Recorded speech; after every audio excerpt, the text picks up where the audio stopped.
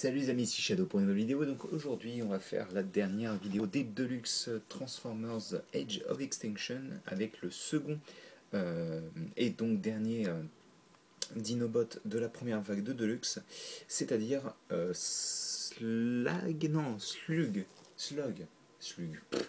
Oui, donc Slag ou Slug comme vous préférez, qui est donc un Triceratops ou en tous les cas, c'est comme ça que le packaging l'appelle. D'après ce que j'ai compris, les pointes comme ça représentent plus un autre dinosaure. Mais bon, je vous avouerai que comme je vous disais sur le petit chou Scorn, enfin, mis à part les dinosaures classiques, j'en connais pas grand-chose, quoi, hein.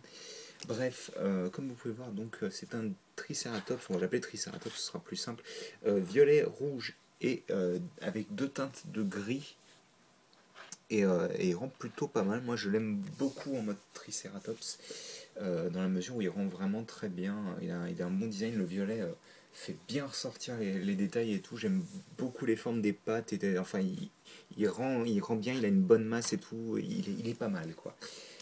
Sachant que vous avez donc deux armes qui, elles, contrairement à celles de Scorn, ne sont pas rangeables en mode robot, en mode animal, pardon. Même si, d'après ce que j'ai compris, il y a des gens qui ont réussi à les mettre en dessous. La manière officielle, en gros, c'est là-dedans, quoi. Hop. C'est sur les côtés comme ça. Ce qui est plutôt cool, ça fait un mode avec des armes quoi. Moi ça me dérange pas personnellement. Je le préfère sans parce que je le trouve plus cool sans, mais bon au moins ça rend plutôt pas mal. Enfin voilà, donc niveau comparaison de taille, voici Papy Castagne, comme d'habitude. Donc c'est une figurine de luxe plus ou moins classique, hein, de par comment dire, on va dire les mesures actuelles, si on veut dire ça comme ça. Bref, au revoir, on te retrouve après. Dans l'idée, niveau articulation, les pattes bougent un petit peu en arrière, principalement dû. Alors normalement de base, cette pièce-là est censée être attachée aux hanches à ce niveau-là. C'est plus ou moins très difficile à faire. J'ai réussi perso une ou deux fois, mais je m'embête pas avec ça parce que ça change pas grand-chose. En gros, dans l'idée, vous avez le jeu qui est là, vous pouvez bouger un petit peu les pattes.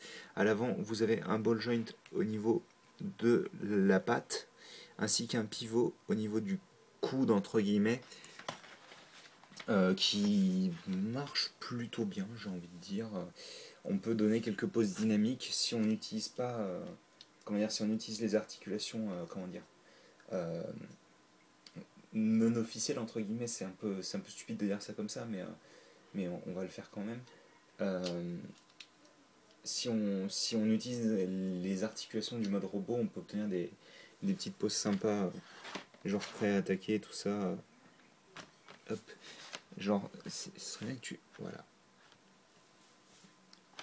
Ça peut bien rendre. Après, ça reste une bonne grosse brique, hein, quand même. Niveau transformation, donc, c'est plutôt intéressant, je trouve. Elle est pas super cool, mais enfin, super cool. Elle est pas. Disons qu'elle elle est un petit peu chiante à prendre en main, mais elle est assez sympathique. Une fois qu'on a compris comment ça fonctionnait. Première chose que vous faites, donc, si vous avez réussi à attacher les parties là, c'est séparer ça, pivoter cette pièce là et donc la mettre hors du chemin. Ça va constituer les jambes du mode robot, donc on va faire ça dans l'ordre. On prend les pattes, on les ramène vers l'arrière, comme ceci, donc elles viennent se fixer à l'intérieur de ce qui va être le tibia du mode robot, et justement on ramène ça comme ça, et là on sort les pieds. Enfin moi j'aime beaucoup ce genre de bottes, ça rend vraiment du tonnerre avec le design. Donc on met ça comme ça, je vais refaire un focus. Et donc on a un Triceratops avec les jambes arrière un petit peu bizarres. Bref, j'ai un tout petit insecte qui se balade sur mon display, je vais le laisser là, c'est pas très grave. Ce qu'on va faire ensuite, c'est qu'on va prendre tout ça, toute la partie qui reste, et la séparer en deux, sachant qu'on va ramener, alors attendez, comme ça, donc on a la tête, on la ramène vers le bas, on sépare. Vous avez la tête qui était cachée derrière le, la collerette, encore une fois, je pense que là ça signifie plus collerette qu'autre chose. Bref, on sépare comme ça, comme vous pouvez le voir. pour les bras, vous voyez que c'est les parties latérales du corps du dinosaure. Vous prenez la main, vous la sortez, vous refermez le panneau, ça vous donne l'avant-bras. On fait pareil de l'autre côté, tac, tac, tac. Ensuite, les jambes, on vient les mettre comme ça, on les fait passer. Hop là. On les fait passer. Oui, c'est ça, non?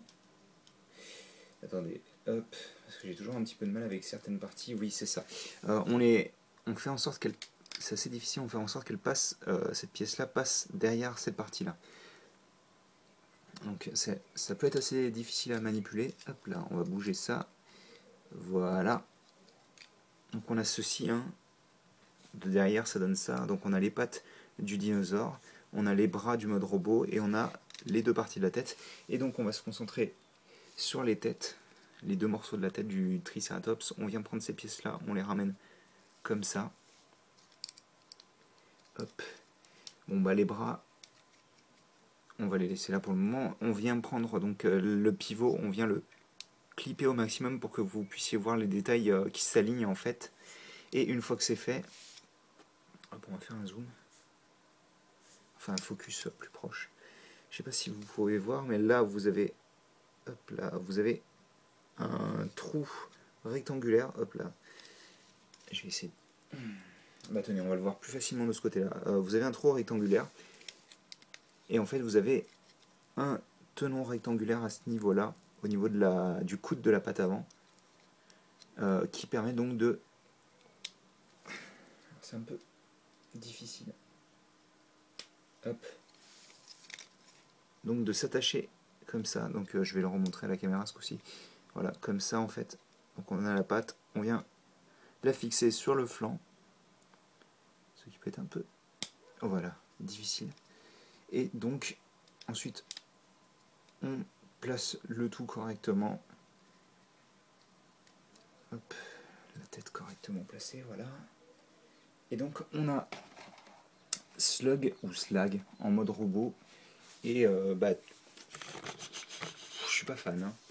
Je vous avouerai que c'est pas. Des quatre, c'est clairement la figurine que j'aime le moins. Je vais pas vous mentir, mais ceci étant, elle a quelques petites choses qui sont vraiment très plaisantes.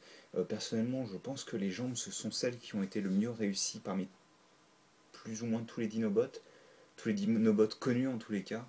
Je trouve qu'elle rentre vraiment très bien avec cet aspect qui grossit au fur et à mesure qu'on se rapproche du sol. C'est une très bonne utilisation de la cuisse retournée en fait du dinosaure. J'aime beaucoup cette idée là en fait parce que bon bah là c'est la patte du dinosaure donc faut se l'imaginer comme ça dans l'autre sens quoi. Vous avez la patte, là il y a la cuisse qui est plus grosse avec tout ce qui est fessier et tout ça et c'est vrai que ça rend plutôt cool. J'aime beaucoup l'idée d'avoir une botte qui grossit comme ça, c'est plutôt pas mal. Les bras sont sympas aussi, ils sont vachement articulés pour des bras aussi gros. On a du 90 degrés, mais vu que les bras sont énormes, c'est assez impressionnant quand même, je trouve. La tête est plutôt cool aussi. Et ça vient de quelqu'un qui n'aime pas ce style de casque de chevalier, donc elle rend vraiment sympathique comme tout, avec la partie argentée aide beaucoup quand même, hein, je trouve. Les épaulettes rendent bien aussi, c'est surtout ce corps en fait qui me dérange beaucoup, dans la mesure où il est très plat. Focus, merci. Il est très plat, il est très large, et surtout les pattes avant viennent tout souvent se cogner dans les bras et tout ça, et ils gênent pas mal. Sinon aussi, ce que vous pouvez faire, que moi je trouvais que c'était sympa, c'était prendre les armes en sandwich en fait, avec l'arrière de la queue, pour pouvoir les ranger, étant donné qu'il n'y a pas de rangement en mode robot. Donc c'est plutôt cool de pouvoir les avoir fixés dans son dos quand il les utilise pas, quoi. Après, je sais pas si quelqu'un d'autre a fait ça, mais en tous les cas, je l'ai pas vu autre part, je l'ai vraiment trouvé comme ça, quoi. Vous pouvez mettre les armes, sachant que par contre, elles tiendront mieux dans ses mains si elles sont dans ce sens-là. Moi, pour moi, la logique, ce serait plus qu'elles soient dans ce sens-là. Mais bon, ça tient mieux dans l'autre sens. Donc,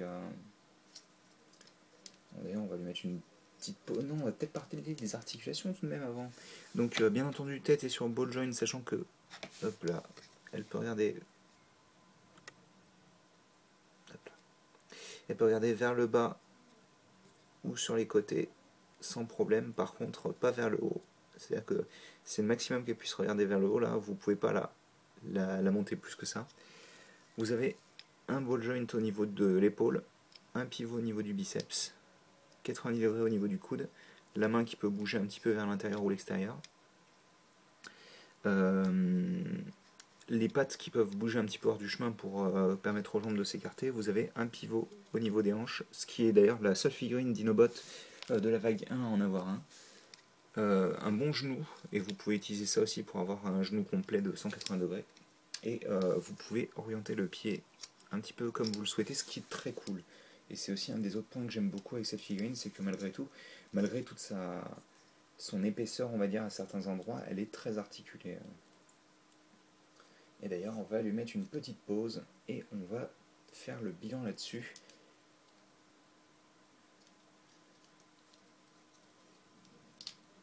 Alors c'est un peu difficile, j'ai pas choisi de pause en avance, pour le coup, ça m'arrive des fois de le faire, de me dire, ah, tiens, cette pause rend bien, je vais la...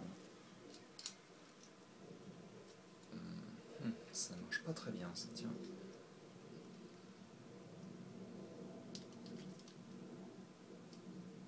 Ouais, bon, on va lui donner une pause dynamique, hein, ça devrait rendre plutôt bien.